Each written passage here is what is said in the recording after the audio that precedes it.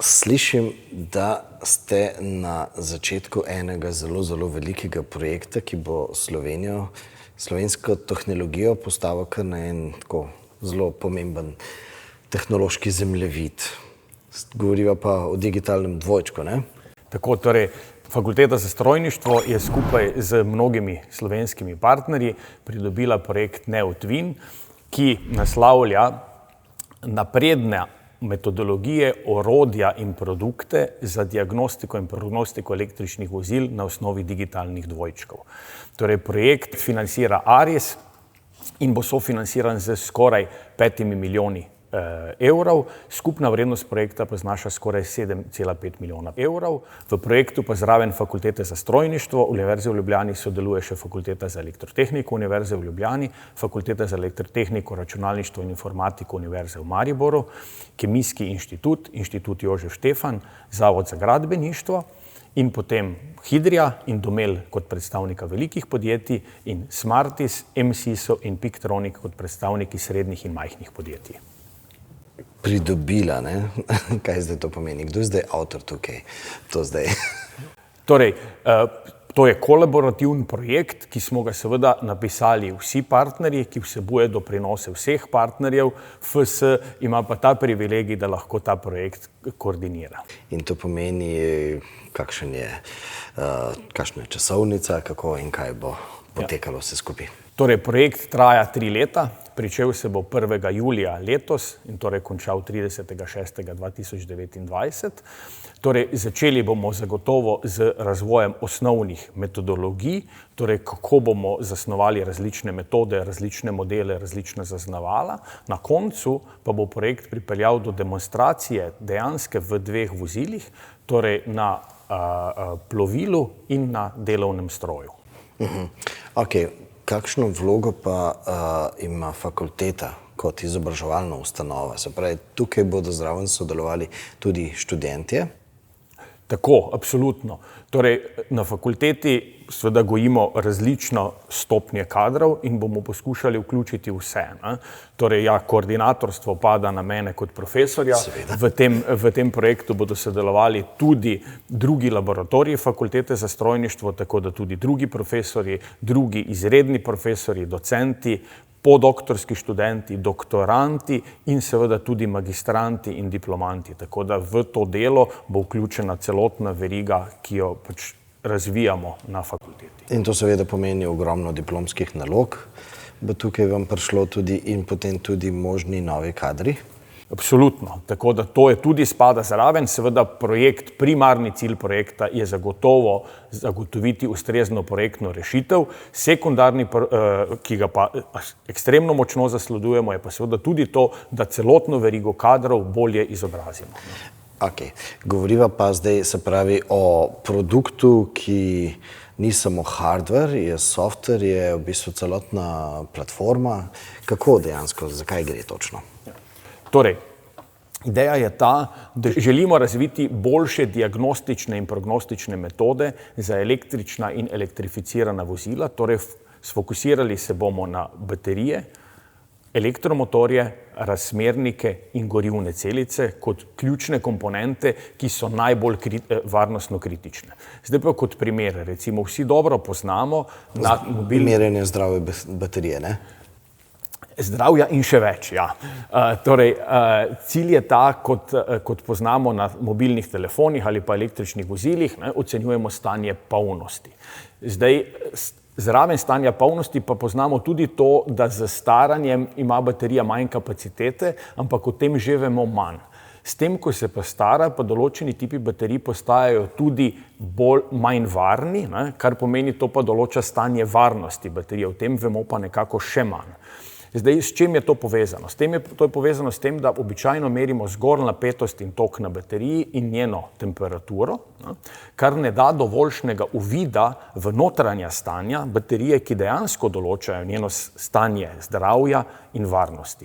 In tukaj želimo v tem projektu narediti napredek, torej da želimo razviti fizična zaznavala in virtualna zaznavala, s katerimi bomo lahko bolje določili notranja stanja, torej v primeru baterije potenciale, koncentracije in na ta način bomo lahko bolje ocenjevali, kako zdrava oziroma varna je baterija, ali pa bomo lahko tudi bolje to baterijo vodili med delovanjem, torej da bo uporabnik lahko dobil največje možne zmogljivosti ob sprejemljivi oziroma minimalni degradaciji, ter da bomo uspeli dovolj hitro ugotoviti potencialne varnostno kritične situacije baterije in jih preprečevati. Seveda to metodologijo bomo pa aplicirali tudi na električne stroje, razmernike in gorivne celice.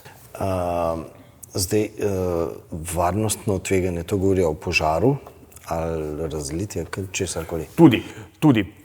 V veliki meri recimo o požaru, zelo pomemben je termičen pobeg, recimo, ki ga zdaj že nekako identificiramo, ampak z metodami, ki jih bomo razvijali, bomo lahko te stvari mnogo hitreje zaznali in na ta način tudi ne samo preprečili varnostno kritično dogodek, ampak bomo lahko že predhodno med delovanjem baterije omejili tiste pogoje baterije, ki bi lahko tak degradacijski mehanizem pohitrili oziroma privedli do težave. Aha, se pravi, da upočasnimo staranje baterije na nek način. Tako, zdaj recimo analogija iz medicine recimo bi bila ta, da trenutno recimo sklepamo o stanju v bateriji na način, kot recimo, če bi zdravnik pri človeku meril zgolj recimo krvni tlak in kapaciteto pljuč. Seveda na ta način dobimo nek uvid, ne dobimo pa popolnega uvida. Če želimo vedeti več, imamo pa preiskave, kot so recimo krvna slika, imamo slikanje z magnetno resonanco, imamo slikanje z rentgenom. Zakaj? Ker s temi preiskavami dobimo podatke o notranjih stanjih človeka.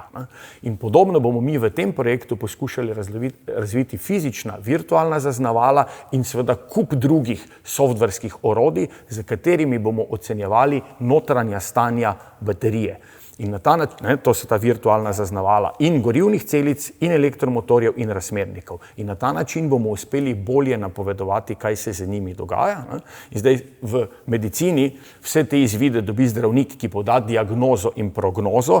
In seveda, ker ne moremo imeti zdravnika vsakega za vozilo, bomo tukaj imeli metode umetne inteligence in fizikalno informirane metode umetne inteligence, z katerimi bomo potem te velike podatke obdelovali in podajali diagnoze ter prognoze.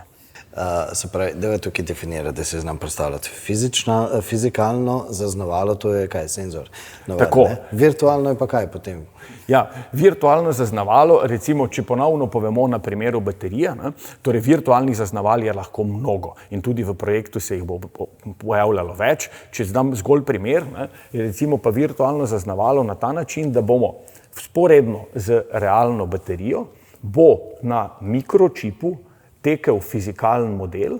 Ta fizikalen model pa ima več značilnosti. Torej, ena njegova značilnost je ta, da je dovolj kompleksen, da računa notranja stanja v bateriji, torej koncentracije in potencijale. Druga njegova pomembna značilnost pa je ta, da je računsko dovolj učinkovit, da ga lahko izvajamo na poceni mikročipu.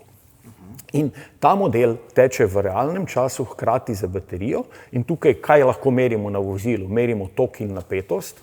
Ta model nam pa poda podatke o notranjih stanjih v bateriji. Torej, ta model potem deluje po eni strani kot digitalen dvojček, ampak ta digitalen dvojček je hkrati tudi virtualno zaznavalo notranjih stanj. In na ta način zdaj lahko mi bolje optimiramo, na primer, hitro polnjenje. Ko je hladno, če hitro polnimo baterijo, je problem nizek anoden potencial in zaradi tega se nam lahko odlaga litij, baterija postane hitreje stara, pada kapaciteta. Zdaj z tem modelom ali pa s tem virtualnim zaznavalom bomo lahko bolje omejevali tok. Torej točno toliko, kot je potrebno in dovolj, da se ne pojavi staranje. Podobno velja za katodo. Če imamo na katodni strani previsoke potencijale, bo katoda degradirala hitreje, razpadal bo elektrolit material in ponovno z poznavanjem notranjih stanj lahko bolj natančno krmilimo baterijo. Seveda pa nam to poznavanje notranjih stanj hkrati omogoča tudi to, da bomo lahko baterijo bolje diagnosticirali. Pomembno je pa tudi to, da bomo parametre modelov spreminjali z ozirom na stanje zdravja in varnosti baterije, kar pomeni, ko se bo postarala baterija, se bodo ustrezno spremenili tudi modelski parametri, kar pomeni, da bomo lahko v primeru spet recimo človeške analogije ustrezno omejili delovanje zelo zdravega in hitrega športnika ali pa nekoliko starejšega človeka, ki ima dodatne omejitve, česar trenutno tudi ni, in na ta način spet zagotavljali, da bo manj nevarnosti za poslabšanje zdravja oziroma varnosti. Se pravi, optimalno delovanje. Ampak kaj konkretno v resnici pomeni staranje baterije? Zdaj, vmes sem slišal odlaganje litija. Kaj je to dejansko zdaj? Te pojmov pa ne poznam. Torej, mehanizmov staranja baterije je zelo dosti in za različne tako imenovane kemije baterije vsi ti mehanizmi niso enaki. Torej, kaj poznamo? Torej, zelo pogosto je, to, kar sem omenil, pri nizkih temperaturah, recimo, kar se dogodi med polnjenjem, litij potuje po elektrolitu in se potem začne večina baterij trenutno ima grafitno elektrodo, lahko je tudi nekaj silicija, se dogodijo površinske reakcije in potem se litij začne vgrajevati v strukturo. Se pravi, ne gre skozi. Tako. In zdaj, če imamo hitro polnjenje pri zelo nizkih temperaturah, so pa pogoji, torej potenciali tako nizki, da litij namesto, da bi se vgradil, se lahko samo odloži na površino delca. Na ta način dobimo zelo dosti reaktivnega litija na površini delca, volumsko se nam razširi baterija, del kapacitete zaradi tega lahko izgubimo. Ampak to ni edini mehanizem. Ampak potem se verjetno čez čas ta litij potem nekako uspe prijeti skozi, ali ne? Zelo dobro, torej nekaj se ga lahko vgradi, nekaj ga pa lahko ostane tudi nepovezanega, in potem se nam stvori tako imenovana vmesna plast med trdnino in elektrolitom, ki raste. Z angleščino to imenujemo SEI kot kratico, in ta SEI, ki raste, se potem pa zmanjšuje poroznost baterije, povečuje se upornost in na ta način vidimo, da se nam izgube baterije večajo, predvsem pri velikih tokovih generira se nam več toplote, hkrati je pa ta vmesna plast nevarna zato, ker če pri višji temperaturi razpade, sprosti toploto in je lahko to enen izmed iniciatorjev termičnega pobega baterije. Tukaj so kakšne razlike zdaj med litij železofosfatne pa nikel, mangal, kobalt, različne tipe baterije? To, o čemer govorite, so katodni materiali, ti imajo drug tip težav, te imajo pa težave predvsem pri višjih potencialih, kjer lahko ti materiali začnejo, rečemo tako poljudno, razpadati. Torej, določeni kovinski ioni se lahko začnejo izločati, lahko se izloča tudi kisik in seveda tukaj imamo... Kam se izločajo? Izločajo v elektrolit, potem pa po elektrolitu določeni lahko dospejo tudi na anodo in tam povzročajo še dodatne stranske reakcije. Tukaj je pa velika razlika, tipično velja za bolj varen litij železofosfat, kombinacije nikel, mangan, kobalt ali nikel, kobalt, aluminij so pa tukaj tiste, ki omogočajo višje energijske gostote, imajo pa nekaj več izzivov glede staranja. In staranje, se pravi, je samo to odlaganje, pa ta... Ne, imamo potem tudi, lahko nam ti delci ali na primarni ravni ali na sekundarni ravni tudi pokajo. Potem degradira elektrolit, lahko izgubljamo kontakt med aktivnim materialom in tokovnimi nosilci, lahko imamo težave z separatorjem, lahko nam rastejo dendriti ali litija ali različnih kovin, tako da mehanizmov je dosti in seveda ključno je, da te zaznamo dovolj hitro težave, in tudi tukaj v projektu bo prav zelo velik del, ki bo potekal na baterijah in gorivnih celicah v povezavi z Kemijskim inštitutom, slonel na tem, da bomo poskušali dejansko narediti zelo dobre primerke določenih naprav in namenoma bomo skušali narediti slabše, torej naredili bomo tako imenovane bolnike, kar si v tehniki lahko privoščimo in bomo iskali elektrokemijske odzive določenih težav, da jih bomo lahko potem bolje in hitreje detektirali. Da se lahko kaj naučite od tega, ne? Zdaj, se pravi, pri tem projektu boste imeli fizične in boste imeli te virtualne. In ta virtualna zaznavala bojo kako konkretno zdaj te zadeve, to recimo odlaganje pa take zadeve zaznavala? Ja, tukaj dejansko bomo imeli več metod, torej določene stvari bo možno že z naprednimi fizikalnimi zaznavali zaznati. Torej, imamo tudi zaznavala, ki merijo tako imenovano elektrokemijsko impedančno spektroskopijo in torej že na osnovi eksperimentalnih podatkov je možno določene stvari zaznati. Določene parametre bomo zaznali tako, da bo ta virtualno zaznavalo, ki bo delovalo kot digitalen dvojček, teklo v realnem času in bo zaznalo določene diskrepance. Bolj kompleksne simptome bomo iskali pa tako, da bomo vse te podatke poslali v oblak, kjer bomo imeli mnogo več računske moči in za fizikalne modele, in za modele umetne inteligence in fizikalno informirane umetne inteligence in bomo tam z kombinacijo teh različnih modelov poskušali najti ali pa našli ustrezno diagnozo, kar pomeni spet zelo podobno medicini, s to razliko, da bo seveda tukaj procesi popolnoma avtomatizirani. Se pravi, po medicinsko, se pravi v samem vozilu, boste v bistvu naredili samo rentgensko sliko, potem v oblaku bomo imeli pa zdravnika, ki bo dejansko razvozlal, zakaj gre. Ja, zelo dobra analogija. Torej, ja, na vozilu bomo naredili posnetke, ampak recimo tudi ta digitalen dvojček na vozilu si lahko predstavljate kot neke vrste pulzmeter, torej na ta način, ker že vidimo spet notranja stanja, bomo lahko bolje omejevali delovanje. Se pravi, bo že zapiskal in preprečil tiste osnovne nedoumne rešitve. Tako kompleksnejše rešitve gredo pa v oblak k zdravniku, ki podaja diagnoze in prognoze. Ok, torej zdaj s tem, ko boste vse to naredili, to bazo podatkov v oblaku, se pravi ta celovit zdravniški pristop, kako bo to dejansko v praksi zdaj izgledalo? Kaj konkretno kako bo izgledal izdelek?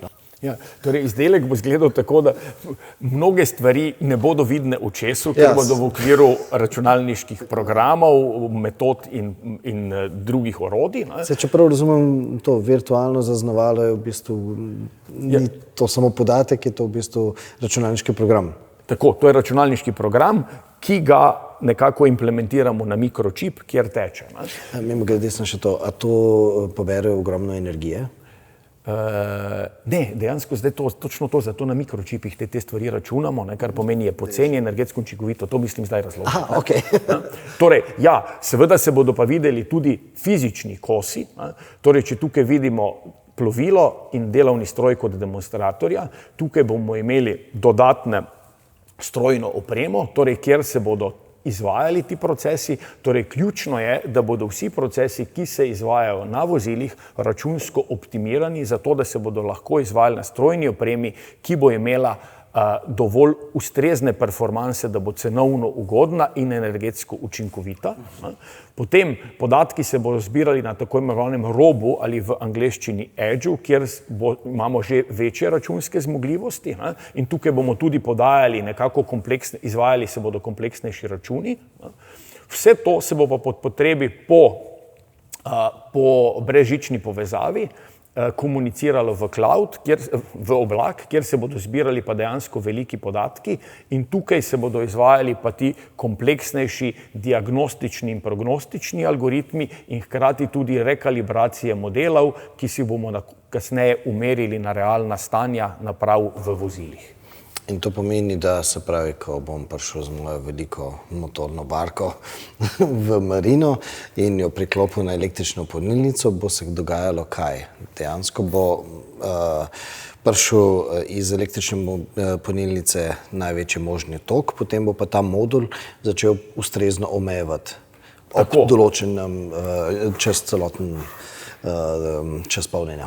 Tako, torej, če pogledamo v nekem trenutku, torej to, da se tok omejuje, se dogaja že sedaj. Zdaj, kaj bomo lahko naredili bolj natančno je, da bomo lahko bolj natančno glede na trenutno stanje in temperaturno in stanje zdravja in varnosti baterije te tokove omejili, da bodo največji možni, če boste tako želeli, hkrati pa dovolj majhni, da ne bomo dodatno povzročali znatne degradacije baterije.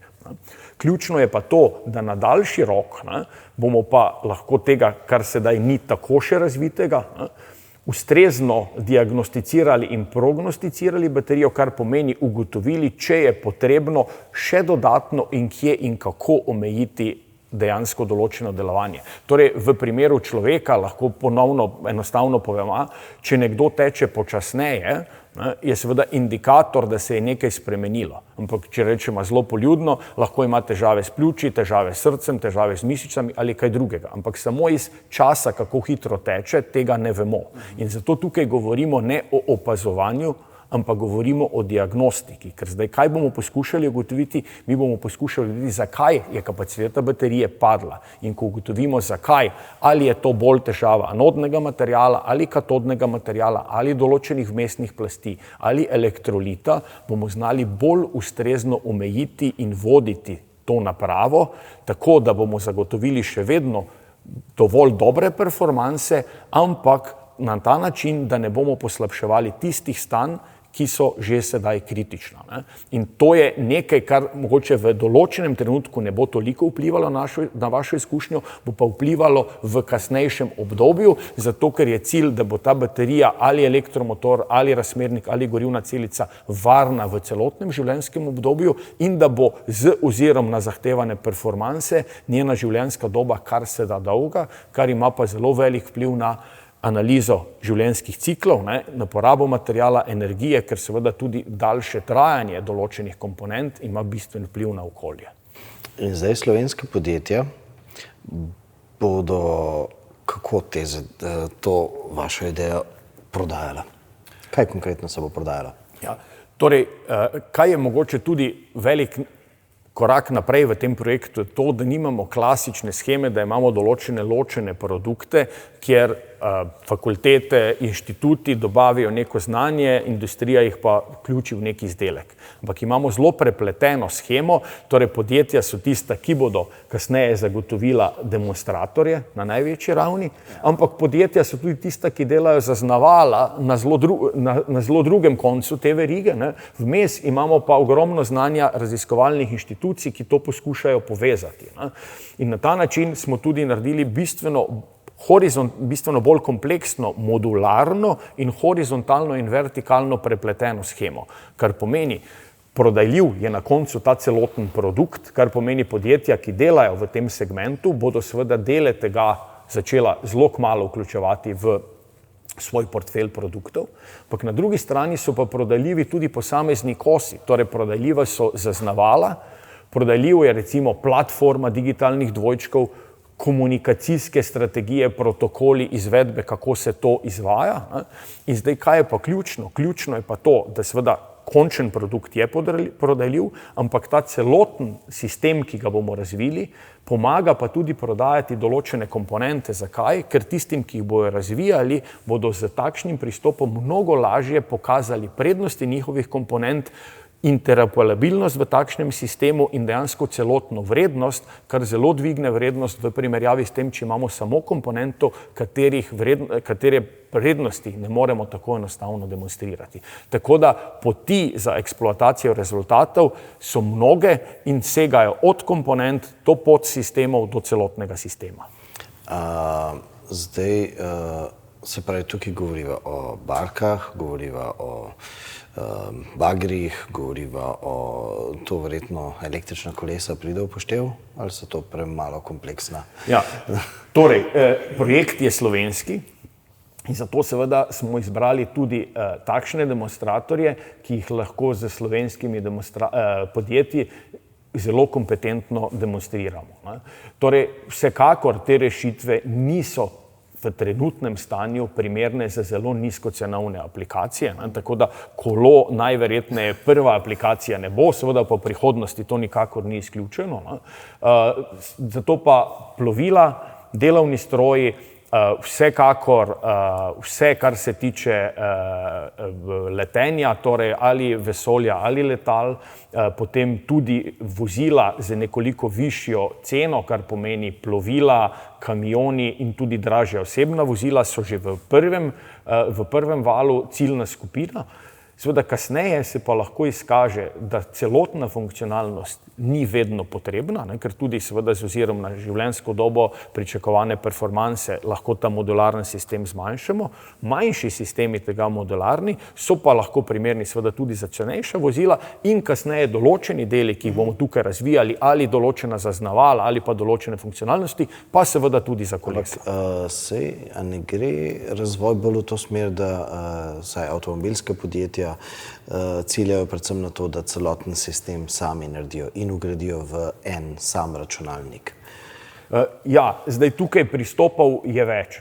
Zagotovo imamo podjetja, ki so zelo vertikalno integrirana, ampak seveda tudi tam ta podjetja mnoge komponente od dobaviteljev kupujejo, kar pomeni, da tudi tam ni izključena pot. Seveda tista podjetja zagotovo ne kupijo nujno cele rešitve, lahko pa kupijo določene delčke. Obstajajo pa podjetja, ki so mnogo manj integrirana, bolj odprta za doprinose, že v avtomobilskem sektorju. Če gremo pa izven avtomobilskega sektorja, najdemo pa seveda podjetja, ki so mnogo bolj odprte za te rešitve, in tudi zato prve demonstratorje usmerjamo izven avtomobilskega sektorja, zato da lažje pokažemo vse funkcionalnosti, da imamo dostop do vseh komponent in da lahko v celoti demonstriramo funkcionalnosti, ker imamo tudi v celoti dostop do vseh komponent. Kasneje pa seveda ni izključeno, da se te komponente, ki so tukaj razvite, ne vključujejo v bolj kompleksne, bolj zaprte integrirane sisteme. Kaj pa to v eni širši sliki pomeni konkretno za Slovenijo, za slovensko industrijo? Ja, vsekakor, če pogledamo se na področju mobilnosti, srečujemo z vedno bolj ostro svetovno konkurenco. Torej, globalno so trendi zelo ugodni in možnosti je zelo dosti. Seveda niso pa za vse enako ugodne. In tukaj vidimo, da če pogledamo večje evropske proizvajalce, se soočajo z kar nekaj izzivi, predvsem iz azijskega trga. Zato sem pa pričakoval, da bo bolj pesimizem kot pa optimizem. Tukaj ne. Vsekakor je, recimo, če pogledamo kitajsko gospodarstvo, so zelo dobro zasnovali svoj pristop. Torej, razvili so ogromno horizontalnih tehnologij, digitalizacije, robotizacije in seveda vsega povezanega. In če na koncu pridemo še do tega, da temu dodamo dostop do surovin, so zelo konkurenčni. In tukaj konkurirati jim na njihovih ključnih področjih postaja seveda vse težje, kar že čutijo mnoga evropska podjetja. Ja. Kar je pa po drugi strani seveda lahko težava ali pa dobra priložnost za slovensko industrijo.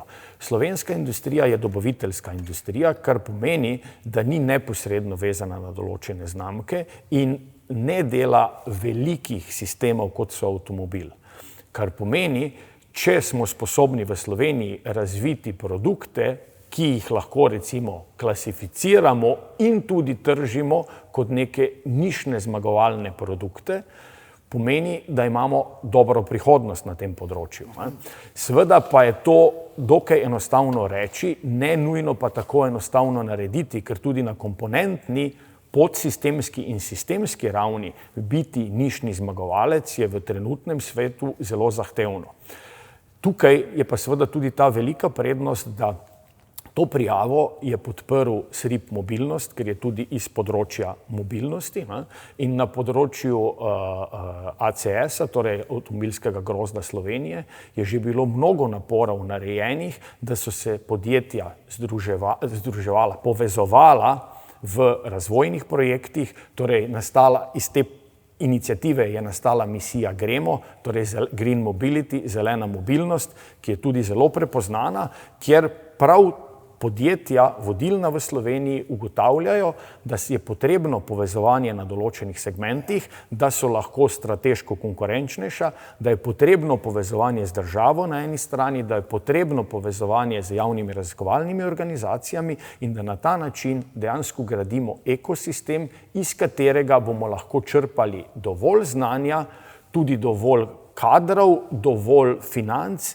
in dovolj, recimo, prodajne moči, da bomo te ideje o nišnih zmagovalcih lažje realizirali. In tudi ta projekt je eden izmed mnogih projektov znotraj misije Gremo, ki poskuša doseči te cilje. Se pravi, ena niša. Ok, zdaj ravno kar prihajam seveda iz Madžarske, kjer v bistvu je zelo industrijsko močno, kar se tiče avtomobilske industrije. In tudi tam sem govoril na temo univerze, vključevanja in izobraževanja kadrov na to temo.